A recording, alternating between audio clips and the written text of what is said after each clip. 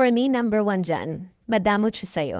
Kapag ang lalaki hindi willing mag-spend ng money sa'yo, sign na yan. Mararamdaman mo yan eh. Oo, alam ko ang pagmamahal, hindi naman measured ng pera yan. Pero yung lack of generosity is indicate na yan eh, nang wala siyang deeper love para sa'yo. Emotional investment ang tawag doon. Yung ramdam mo, ang kuri-kuripot niya sa'yo, ang damot-damot niya sa'yo. Pero sa ibang bagay naman or sa ibang tao, hindi naman siya ganun. Pero pag ikaw, dapat ikaw yung madalas na gumagastos, ikaw yung mahilig magregalo, ikaw yung mahilig mag-spoil sa kanya para lang mapasaya mo siya and to get his attention. Yes, hindi pera ang batayan, pero isa sa way yan para mapakita mo yung emotional investment mo dun sa babae.